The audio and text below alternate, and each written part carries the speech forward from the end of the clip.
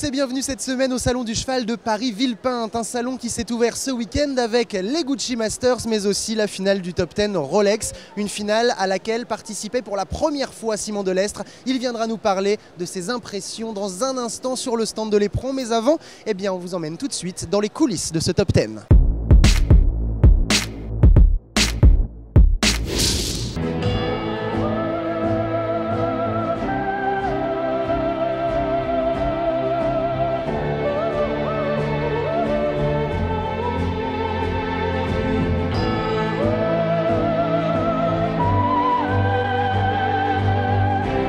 Un Grand Prix de saut d'obstacle pourrait se comparer à un film, et le Top 10 fait assurément partie de la catégorie des superproductions, avec ses émotions et un casting de rêve.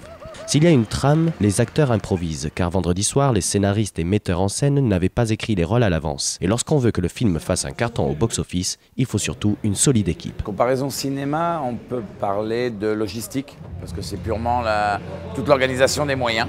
Il faut laisser aux autres acteurs le temps de faire leur travail. André Jacques, la présentation du parcours, les cavaliers, tout le scénario de préparation. Donc moi j'ai le compte à rebours qui fait qu'à heure H 00 minutes, on doit être prêt. Le matériel doit être en place, il doit être propre. Qu'Alan Wade ait pu refaire son tour tranquillement, serein, sans pression. Lui c'est l'artiste. Et pour que l'artiste soit bon, il ne faut pas qu'il soit embêté avec les pinceaux, avec les tubes de peinture. Ça c'est mon boulot. Si l'équitation est un sport, il y a aussi une grande part d'artistique sur et en dehors de la scène, enfin de la piste. Voilà, on essaye d'utiliser tout ce que l'on peut pour créer une atmosphère propice au sport de haut niveau et propice aux émotions pour le public, parce que le public est là pour vivre des émotions et on essaye de lui en apporter. Et pour que le succès soit total, il faut évidemment un talentueux metteur en scène, ici Alan Wade, chef de piste irlandais. Je travaille en étroite collaboration avec les techniciens de la télévision et aussi ceux des lumières pour faire en sorte qu'elles n'affectent pas les chevaux et ne mettent pas en péril les montures et leurs cavaliers. Avec les cavaliers du Top 10, ce peut être n'importe quel chef de piste. Vous aurez dans tous les cas du sport de très haut niveau. Voilà, le film peut commencer. Le happy end que beaucoup espéraient, entendez la victoire d'Éric Lamaze et Coriana, n'aura pas lieu. Le héros du soir sera Billy Twomey, qui l'emporte sur Tinka Serenade. Et voilà, après cette victoire de Billy Twomey dans le Top 10, je suis avec Simon Delestre. Bonjour Simon. Bonjour. Alors Simon, c'était ta première finale du Top 10. D'abord, je voudrais savoir si tu as abordé ça serein ou avec un peu d'appréhension. Écoute, non, parce que ça reste quand même du sport, c'est ce qu'on fait tous les week-ends, il n'y a rien de vraiment différent. La seule chose qui était un peu différente et qui m'a un tout petit peu pénalisé, c'est que c'était tout de suite le premier jour l'équivalent d'un bon Grand Prix. Ouais. Et Napoli, qui est un cheval qui a beaucoup d'énergie, il a toujours besoin de s'acclimater un peu à la piste. Et hier, il a bien sauté, mais il était un peu frais. Et ça m'a, pour certaines distances ou certaines lignes, c'était des fois un tout petit peu délicat à gérer. Alors si tu participais à cette finale du Top 10, c'est bien parce que ta saison a été très bonne, beaucoup de classements avec plusieurs chevaux sur des épreuves de vitesse ou bien des grands prix. Est-ce qu'aujourd'hui tu arrives à avoir un petit peu de recul déjà sur cette saison 2011 ? Oui, alors bon, bah voilà, c'est une des saisons de concours qui se finit, qui a plutôt bien marché. Napoli est vraiment en grande forme ces temps-ci, il a vraiment bien fait tous les derniers Grands Prix, il a eu vraiment une super saison.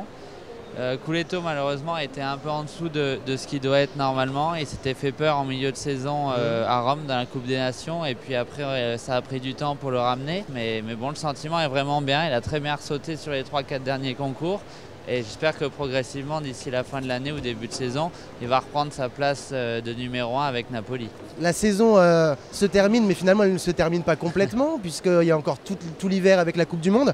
Mais après, il va y avoir les Coupes des Nations, il y a aussi le Global Champions Tour, il y a un calendrier qui est très très chargé, et les Jeux Olympiques. Alors j'aimerais savoir si toi tu as des priorités ou si tu vas réussir à être sur tous les fronts. Comment est-ce que tu vas gérer ça ? On va essayer d'être sur beaucoup de fronts, ça c'est évident. Maintenant, on va essayer... Là aujourd'hui c'est Napoli qu'on envisage pour les Jeux. D'accord. Donc Napoli, on va essayer de le soulager un maximum et d'alléger, je dirais, un peu son planning par rapport aux autres chevaux pour vraiment essayer de l'emmener en top forme pour les Jeux. Maintenant, pour l'instant, Napoli, je vais continuer le tourner normalement, je dirais jusqu'au mois de février-mars. Et puis les autres chevaux, en fonction de leur forme, on adaptera les concours. Bon, il y a un planning chargé pour les mois à venir et je crois qu'il y a un planning chargé aussi ici sur ce week-end des Gucci Masters. Tout à fait. Donc merci beaucoup en tout cas d'être venu nous retrouver et puis à très bientôt. Nous, évidemment, on ne s'arrête pas là. Maintenant, on va aller voir ce qui s'est passé dans le Grand Prix de dimanche.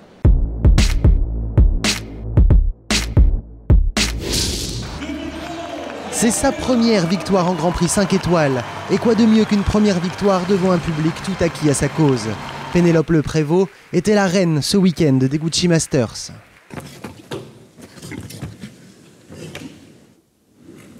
Associée à l'étalon national Mylord Cartago, très en forme et à l'écoute, la Française a réussi à s'imposer au barrage face à 16 autres prétendants au trône, en passant la ligne d'arrivée en 34 secondes 40.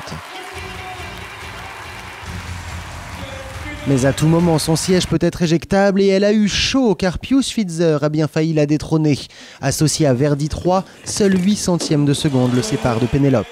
Et les tribunes, enfin pleines, ont pu vibrer ce dimanche après-midi tant les chronos étaient serrés et voire identiques puisque 2 couples se partagent la 3e marche du podium.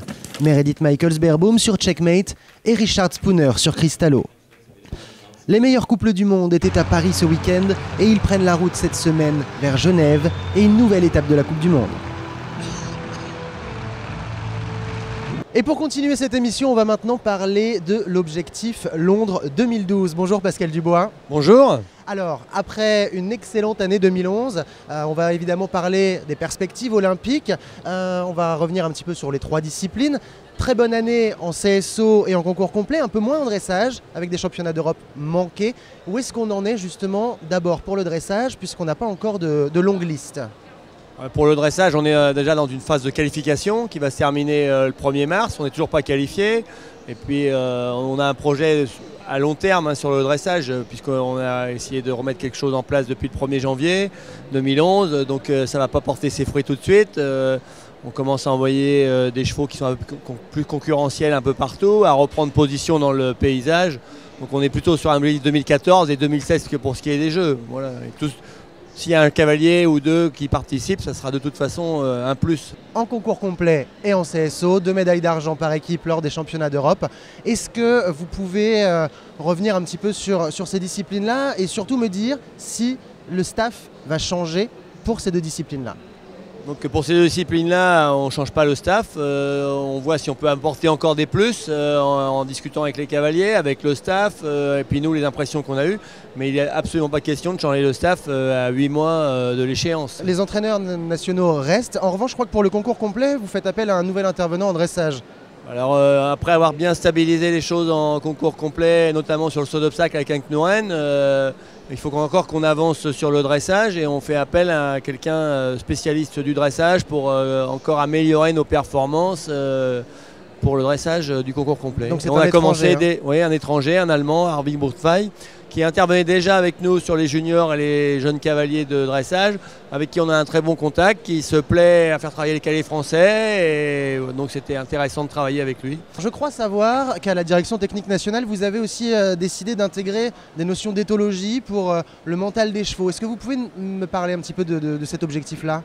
Ouais, enfin d'intégrer, c'est-à-dire qu'on propose aux cavaliers de découvrir, pour ceux qui ne la connaissent pas, je pense que Michel Robert n'a pas besoin de découvrir, il connaît, il pratique, on pense que ça apporte, donc de faire dans un regroupement, de faire intervenir quelqu'un et après, libre à eux aussi les cavaliers de continuer avec cette personne-là ou pas. Donc oui, on est sur tout ce qui peut aujourd'hui amener à la performance et favoriser l'éclosion de couple, on essaye d'avancer sur tous les sujets à la fois. Londres 2012, ça approche.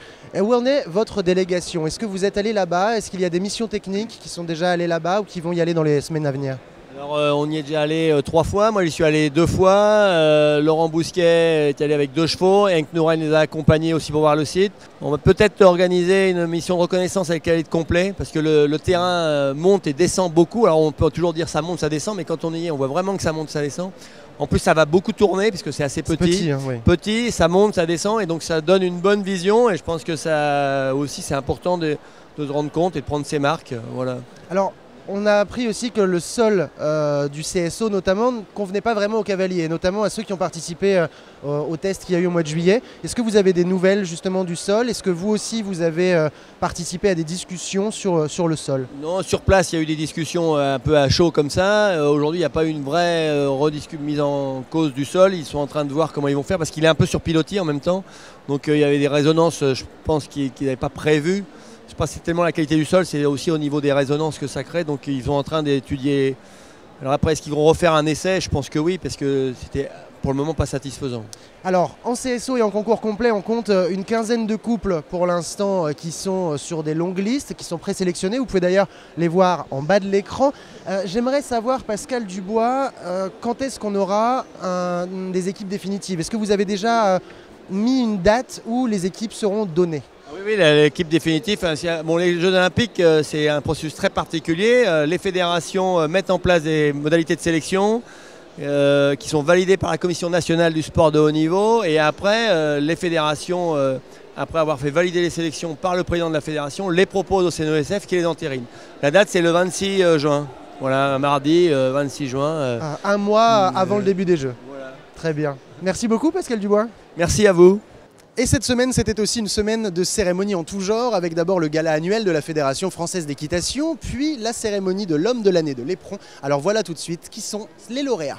Jeudi soir, premier rendez-vous dans un hôtel parisien pour le gala de la Fédération française d'équitation. Dans une ambiance détendue, entraîneurs nationaux, représentants de la fédération, cavaliers ou encore organisateurs étaient réunis pour célébrer les nombreux succès de l'année. Tous les médaillés de championnat et lauréats du Grand National ou encore du French Tour avaient donc droit à leur petit moment sur l'estrade. Et parmi tout cela, Virginie Adjé tire son épingle du jeu puisqu'elle est aussi nommée cavalière de l'année par la rédaction du magazine L'Éperon. Une cérémonie qui avait lieu ce samedi au Salon du Cheval et après avoir remis les prix des différentes catégories, il est temps de connaître l'homme de l'année 2011. On a trouvé Patrice Bourreau qui est un grand éleveur. Pour Patrice Bourreau, éleveur notamment d'Orient Express, cette reconnaissance n'est pas forcément justifiée. Elle tient à la chance, à l'envie et au travail bien sûr, qui lui apporte beaucoup. Des moments de bonheur pour moi quand je suis au boulot, mais j'y suis quasiment toujours. C'est quand je tire sur un poulain et que tout va bien et qu'il respire. Les moments de bonheur un peu plus intenses, c'est quand il ne respire pas et qu'il respire à nouveau. Plus à l'aise avec ses chevaux que devant la caméra, l'homme de l'année 2011 n'en est pas moins ému. Voilà, c'est la fin de cette émission spéciale Salon du Cheval. J'espère qu'elle vous a plu et la semaine prochaine, on se retrouve à Genève. Genève qui a été élu le meilleur concours du monde par les cavaliers. On se retrouvera là-bas pour une émission spéciale. En attendant, bonne semaine à tous. Ciao et voilà le zapping. Ladies and gentlemen, in just a few moments our show will begin.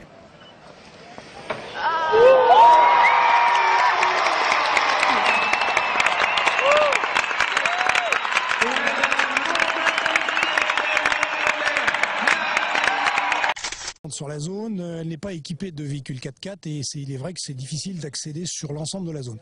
Donc le régiment de cavalerie de la garde républicaine a accepté de nous mettre à disposition pour la deuxième année consécutive une escouade à 6 cavaliers. Ça nous permet donc de faire des patrouilles directement sur la zone. Je pense que ça a un effet très dissuasif et depuis que la garde républicaine est ici, bon, je ne sais si ça a un effet de, je veux dire, un lien vraiment, mais en tout cas on peut remarquer une chose, c'est que depuis l'heure il n'y a plus de vol.